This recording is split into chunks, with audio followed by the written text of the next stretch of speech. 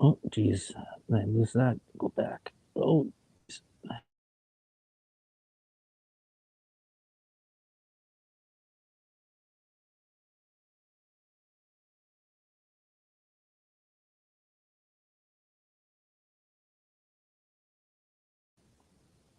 hello, and welcome to Delicious Recipe. We're having a little bit of technical difficulties over here with my guest. She's having a little bit of problems there. Today is October. It's October month, and still Halloween month. This is Alphabet Soup times two, and hopefully my guest Rachel Dodds will be able to join in here in a little bit. If she gets her camera working. I guess it was a little problem with the camera not working, but she couldn't hear sounds and stuff like that. Hopefully, you can all hear me. That's good. Let me turn up my. I'm up all the way full, but anyways, so a little disclaimer in this is if finally if she gets in here is that I just want to say this is we're just throwing everything in the pot and we see how it tastes at the end. That's the whole thing about the delicious recipe is. It's a little bit of a tongue in cheek, a little banter, a little fun, uh, anything like that. Uh, do your own research on all of this stuff um, to go and check it out. And what this whole part was about alphabet soup, and with it being Halloween and stuff like that, about words have meanings and words and symbols and there was a big thing that happened back in the 80s and for people that grew up in the 70s and will quite remember this in the 80s when the PMRC and the MAM, Mothers Against Music, the religious right, I guess you would say, or religious group there went against music and they were saying that there was background hidden messages in music that was linked to satanic verses. And there was certain songs because there was a very strong religious aspect to how do you say it, to rock and roll music. And this sort of, if you want to remember the show or the movie Footloose, you could remember that one there, where it's all about how uh, a very strong religious community took over and dancing was sort of illegal and they got oh, she might be back here now. There she is. Okay, to the stream. There she is. Hello there, Rachel. Okay, well, I'm not sure I can still hear. I can't hear you yet. Okay, But I got the well, camera figured out. okay, well that's good. I can hear you. I can hear you good. So that's fine. Hang on 1 second, Del. Yeah. Well, at least we're rolling here anyways. But this goes Can you into a hear me whole. now? Yeah, I can hear you. Oh yeah, for sure. Yeah, Fortunately, I still can't hear you. really, eh? Okay, I can hear you. I can hear. I don't know what to do, Del. I'm so sorry about all these technical issues. Yeah, that's okay. You know what? I gotta try and use sign language. Okay, let me try this. Uh, hold on. Okay, this is your topic.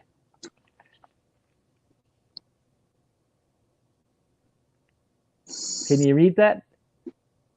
Speak my topic. Okay. Well, we're not going to be able to do very much interaction because I can't hear you on the other end. But just give me 1 second here to get my camera back. And this is why I don't do video very often, because I'm absolutely inept at the tech part of it.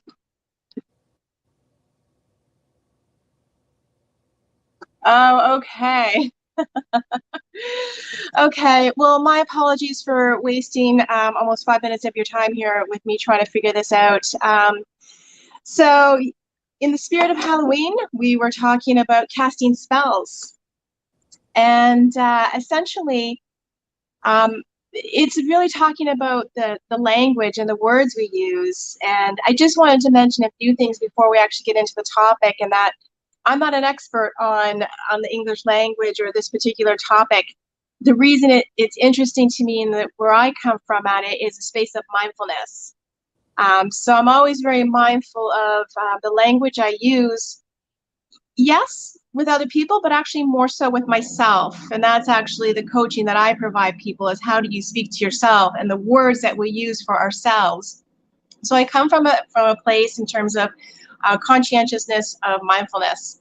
Now, the other thing I want to just kind of put before we get it more into it is that absolutely there is this attempt to, um, you know, make this seem like, oh, it's all hocus pocus and it's very silly and that it's just coincidences that words have the same meaning and this and that. And they want you to think that. What they're trying to do is take away our power to understand and fully understand the magic behind words, their ability to cast spells, and their ability to control. Because I can guarantee you that although they try to minimize its impact and its importance, the world at large, our institutions, the government, religion, universities, any kind of educational institutions, they all very much know the power of words, the vibration they carry, the meanings they carry, and it's all very done and it's all very deliberate. So let's just keep in the forefront. This is very important. This isn't just hocus pocus. The third thing I wanted to mention too is that it's a subject that's actually very difficult to get good information on. If you just want to go, it doesn't matter what browser you go to, but most certainly I would encourage something more along the lines of a Brave browser, which will probably give you a lot more results. However, there's not a lot of information, which is why, Del, I had asked you to put the link down to that book that I had mentioned called Word Magic. It's the powers of the powers and occult definitions of word, and it's one of the better books that are out there. And it really does explore the topic a lot broader, I should say. So, just to start off, let's just talk about words before we get into some specifics as to words that people can pay attention to. Because what are words? Basically, I mean, they're the things that come out of our mouths. They have vibration, they have frequency. Somewhere along the way, another human being had to give a certain concept a word. So a lot of times there's a lot more meaning behind a word than we really tend to register. So that's really important to acknowledge. Basically, like, words are, they're the commands that govern our subconscious. And symbols. Okay. You don't have a Sharpie, do you? I can't really read the pen on your paper. Okay. So here is it interesting that we're doing a show on words that cast spells, and I can't even hear your words. You've been muted out on my end. Well, people can hear, because I'm looking on YouTube there too. If people are looking there, if you can't hear me, I can hear her, and I can hear us on the TV. Like, I can see us here, and it all comes out together, and it is working. But some part there, your microphone doesn't work. Okay. Okay, symbols. Okay, these are. Okay, hold on. Yeah, so for Pat specifically on that note, when you showed the TV, that's actually where the biggest, the most obvious one in the room, isn't it? Is that exactly, yes. So let's even start with the biggest, probably let's call it a perpetrator. That's really what it is. Television, right? It's television. It's intended to speak a certain vision, instill a certain vision into people, to control the subconscious, to lead the subconscious to a certain place. So we've all come to realize that about television. And the words that are used in scripts, the words are, that's exactly, it's a script. It's intended to lead you somewhere. And then if we think about, what we use to control the television, a remote control. So it's controlling us remotely, right? Through our mind, through our subconscious, by using certain words specifically. So if you're watching a certain television program, because that's what it's doing, it's programming, and you want to change, you change the channel. Well, we know what channeling is, right? It's an exchange of energy. That's essentially what it is. It's an exchange of thoughts. That's what channelers do. They channel words, thoughts, ideas, emotions from another source. And that's exactly what the television is doing. And that's why it's, we need to be mindful of what, sometimes we just have a TV on in the background, and we need to be mindful of what's going on in the background. What's it actually putting into our brains? And that's why they say one of the most dangerous things you can do is fall asleep with the TV on. Because you do not know what's being instilled into your brain when you're listening to the TV. You've fallen asleep. Now you're, in a different level of consciousness, and these words are still seeping into your brain. Okay, I'm just writing down the other something thing I here want so to you can mention hear. too, that we talk about words and how they're spelling. That's what we do. We learn as kids to learn how to spell and cast spells. Yes, the hidden meaning in the backgrounds, absolutely. And I actually can't even watch TV anymore because it takes too much energy to mute the commercials, because it's, perhaps it's the country that I'm in, but the entire commercial is going to be pharmaceutical advertisements talking about how everybody is sick and they've got one problem or another. They've got to be diagnosed. They got to take some kind of drug to fix it. Or it's a lawyer, how, if you've been in an accident and, you need help and this is going to happen to you, and it's a commercial break. And while you're watching this, whatever program you happen to be watching, you're being told you're sick, something bad's going to happen. You better make sure you know how to hire a lawyer. You could get into an accident. So that's all the commercials are. They're gone. Seem to be the days where there was like a somewhat amusing commercial for cat food or something like that. I don't see them anymore. I see that they're all just programmed. Let's see here. North American drugs, absolutely. You have to pull it back a little bit more from the camera so I can read the whole thing. Closer. Yes, exactly. It's all North American. It's all North American drugs. Right. The thing is that for people that are out there listening, there is that North America. I didn't notice this there, but North America is the only continent that does drug commercials, and they do it like you'll get your Cialis, you'll get your other things and stuff like that for Alzheimer. Or what the amount of drug commercials that there are, like they remove the cigarettes and the alcohol, but drug commercials, you'll see them countlessly on North American television, and it's probably the only continent or countries, Canada and the US, that do this.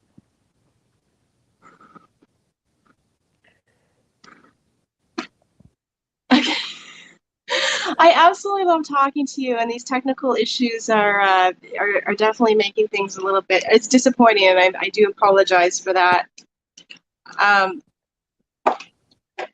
Maybe we can just kind of wrap it up with just a couple more examples of words that are blatant everyday words that I just want people to be mindful of, essentially. And again, let's not minimize the double meaning behind these words, because there is a reason and a purpose behind them. So you're lying in bed and you're just coming out of your sleep. You sit up, and now what are we when we sit up? We're awake. So then we get up, we shuffle into the kitchen, and the first thing you're going to say to the person in front of you is, "Good morning." But let's talk about what awake is and what morning is. Awake is a gathering of the dead. We're waking up awake. We're at awake. We've come out from our sleep. Now we've come back to life, but we're actually awake. We're at awake. And good morning. It's basically essentially we're morning. And then you shuffle off to the workplace or out in public, and one of the first things we greet each other with is hello, which is hell. Hello. Or oh backwards, oh hell.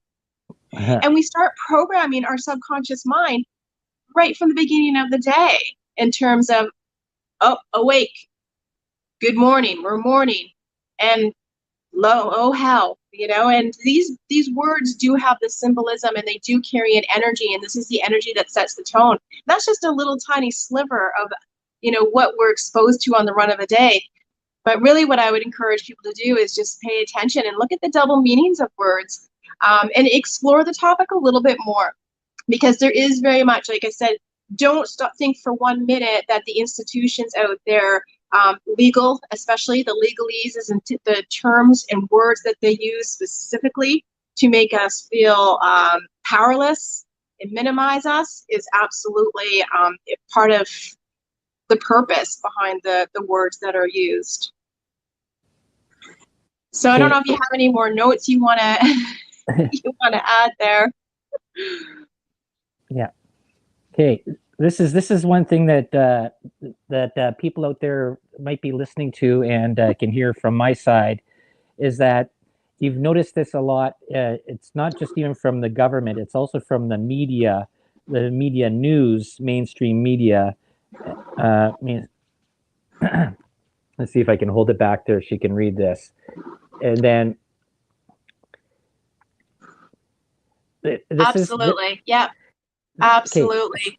So this comes into an issue that people get really wrapped up onto the way that words have been used in political parties and things like that, where the word has been sort of manipulated, and we've seen over the course of the last sort of 20 years, so 20 years of words being manipulated and the words changing, where they're trying to change history. Just hold on 1 second here. I'm going to write this so that she can see this. And it's...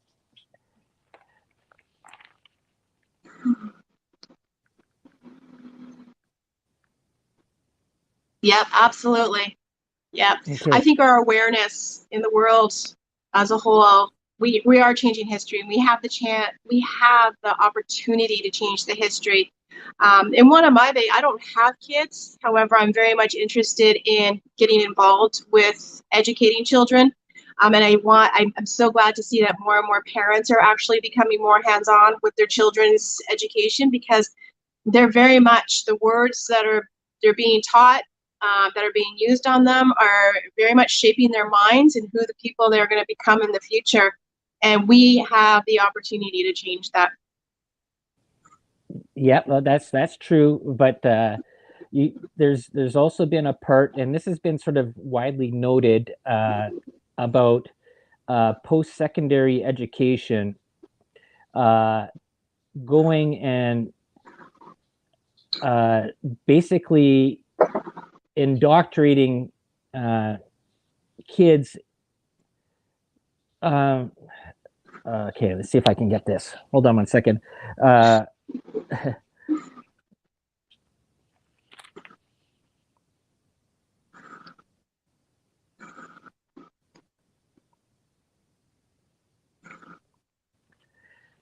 Right. This comes into a whole big part about getting kids to oh geez, critical CRT.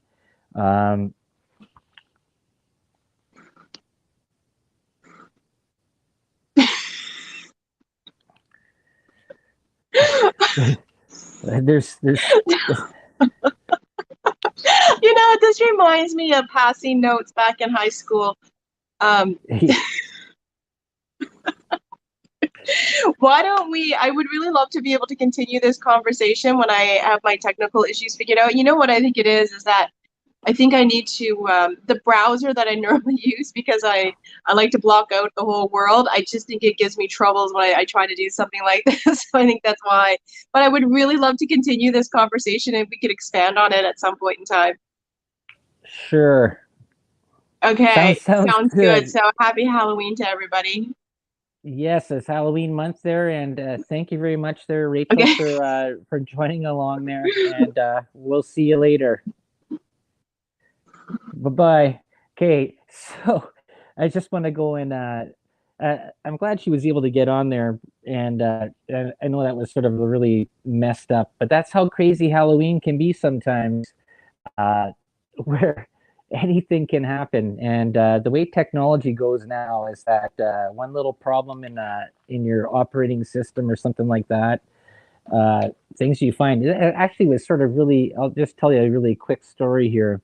Uh, it was funny when I was actually looking at this topic there again there today, and I was making up the banner for this. All of a sudden, I had YouTube in my recommendations page put up all these different videos, like just in recommended, just all the stuff about hidden meetings and songs and movies and cartoons. And I didn't even look for this stuff. And you have to really start to think, if you haven't been thinking about it, but you really have to sort of wonder, is how is our technology actually sort of come to a place where it is now, where devices are picking up or recording, and a lot of people will say no, they're not recording. They don't record you at all. None of that stuff happens. They're not listening to you. They're not picking up your what feeds you're watching on your shows and giving you recommendations. But because they always say that that's like a tinfoil hat conspiracy, people. And there's been so many people that have done, uh, I guess would you say, experiments on this, where somebody will go and watch doggy videos or puppy videos, and all of a sudden their whole thing is recommended with puppy videos because that's the way the algorithm is. And you have, I don't know. There's been even mainstream media. Geez, that's even the worst part out of it. There is that there's a lot of videos you can watch on the internet and watch off of YouTube or any other channel where you'll see uh, a mass amount of news organizations in different counties that are saying the exact same script, using the exact same words, saying the exact same things. And this is actually pretty funny. If you watch some of these there, you can look these out and you can go and research all this stuff yourself. And that's the way it is. Uh, that's what I tell everybody. Research this all out yourself there. You can go and look this stuff up. I'm just giving you information, throwing things in the pot. And like I said, this is for entertainment purposes. There's nothing to go out there. You don't know how greatly this has been sort of done in this manipulation of marketing and stuff like that. Marketing and they actually make jokes about this in some movies. And oh, there she is again there. Oh, no, maybe not. Okay, but it's it's just funny how the power of words are. And this has been a thing that's sort of happened.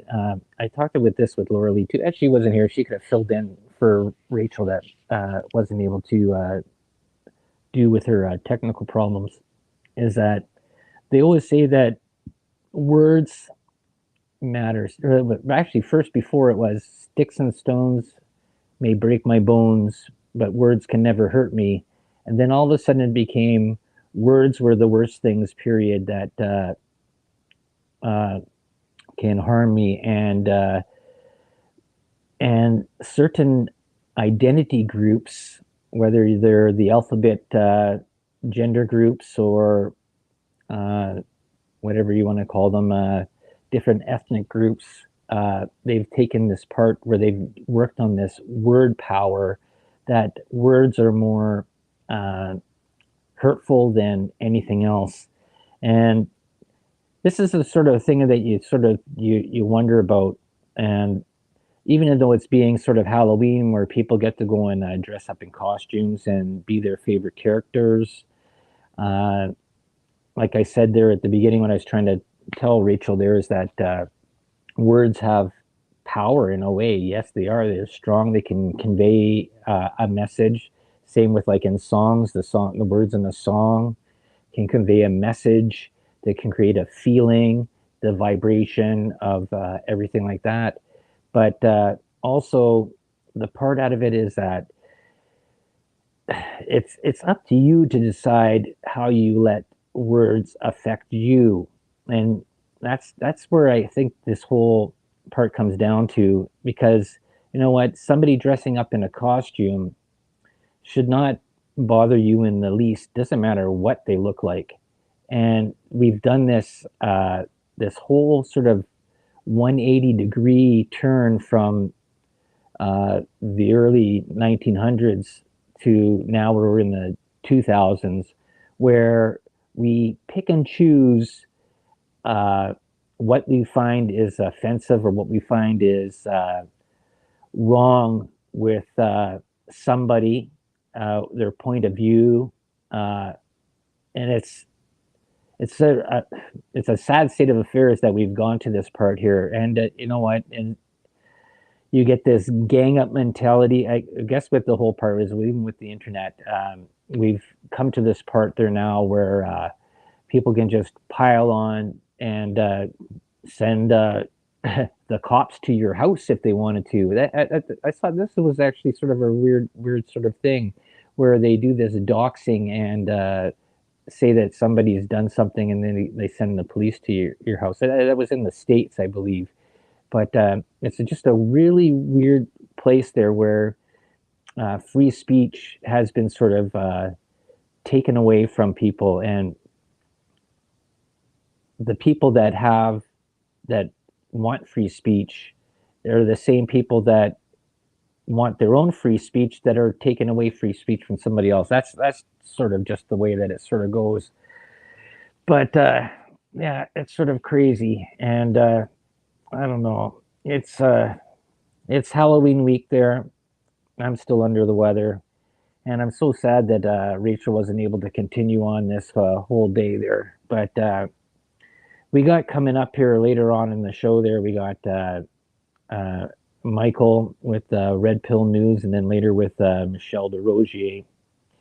And I'm still drinking my tea and honey and trying to keep my voice going there. So sorry this was such a slow show and that we had these technical problems. I can probably see if I can get Rachel to come back on another time there, and maybe we can go through this a little bit more.